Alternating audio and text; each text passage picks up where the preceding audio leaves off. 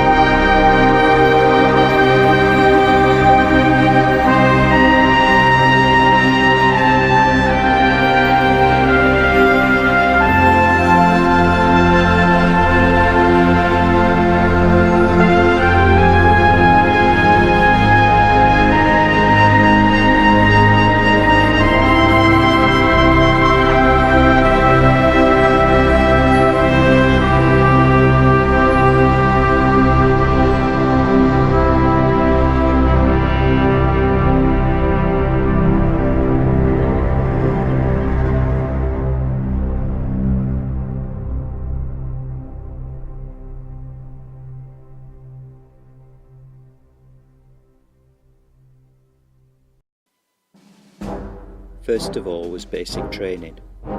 The hardest 7 weeks of my life, explained my dad, but they turned us from boys to men, and I gained a great band of friends. We were all off to Egypt on a troop ship, destined for the sand and the searing sun, but at least we were all together. However, a German U-boat captain and his crew had a different destiny for them all.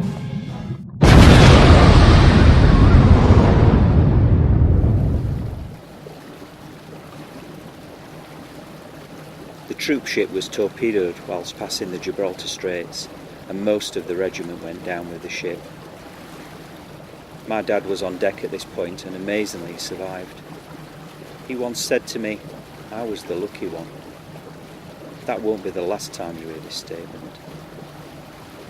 My dad was in the water for 12 hours and he managed to swim to the closest coast of Tangiers in Morocco. He was then taken to an army barracks for food and clothes.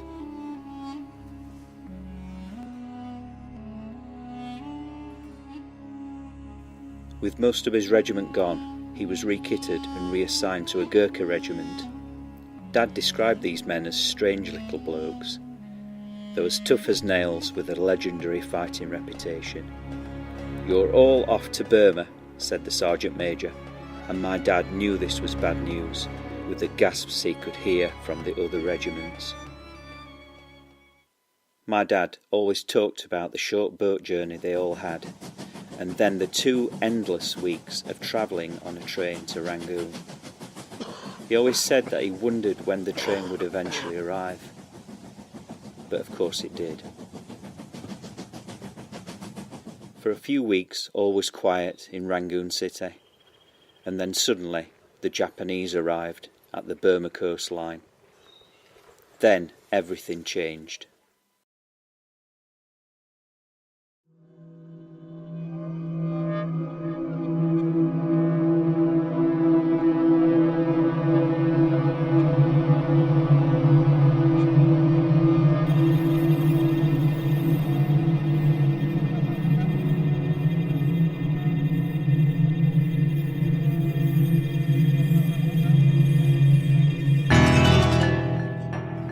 The Japanese Imperial Army quickly rushed up the coast and drove into the British at Rangoon, driving them out of the city. The British Army retreated in panic, northwest out of Rangoon, and the Japanese army rushed north in an attempt to cut off the British retreat. The Japanese army then pushed west and succeeded in cutting off some of the British retreat. They captured almost an entire division of the British troops. This time my dad wasn't so lucky, and for him a different type of war with the Japanese began. He became a Japanese prisoner of war.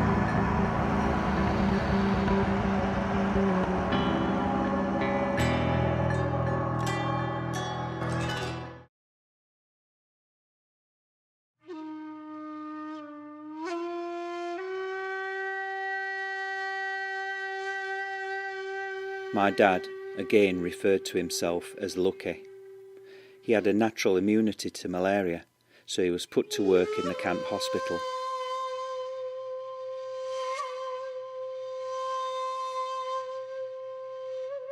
He wasn't assigned to heavy manual labour and he got good rations. He told my mum that he gained a skill of making dead prisoners look asleep to gain their rations. The work was hard, but he enjoyed caring for the other prisoners. After nearly a year in the camp, he and 4 other orderlies escaped. They had remained relatively fit, and they were well enough to have the strength possibly for the long walk out of the jungle. After 2 weeks of walking and surviving through the jungle, only 2 of the 5 men made it back to the British lines. Again, my dad said he was the lucky one.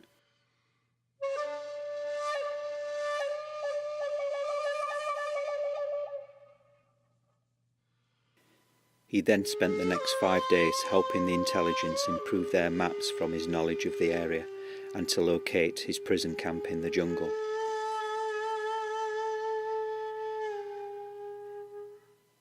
He was then sent to a beachside hospital to rest and recuperate.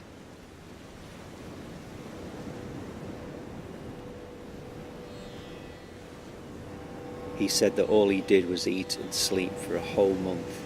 He felt it was like the Garden of Eden and heaven rolled into one. However, all good things come to an end, and my dad was quickly rushed back to the India-Burma border for what was to be the largest British land battle in history. It was the Kohima-Imphal battle that would prove pivotal in the Burma conflict.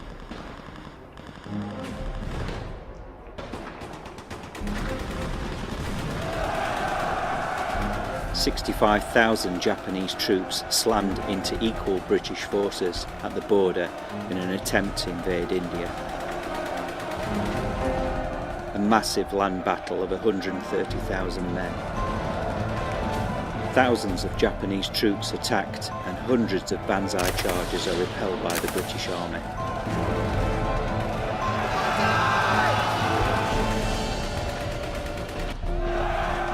Eventually the British Army began to push the Japanese army back into the jungle, with 53,000 men of the Japanese army wiped out.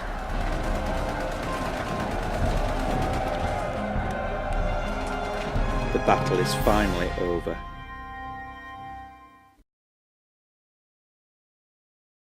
My dad's initiative and pure luck is eventually recognised, and he is recommended and dispatched for Special Forces paratroop training. Again training and more training to then join another Gurkha Special Paratroop Regiment. Then on to another major battle, this time to retake the capital of Burma, Rangoon. He and thousands of other paratroopers are dropped by air and sea to the south of the city.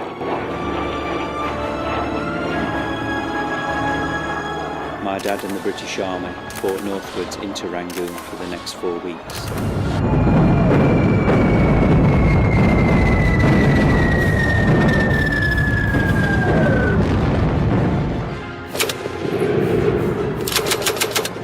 Again, the usual heavy resistance and the continuous banzai charges that left so many Japanese soldiers machine gunned down occurred again.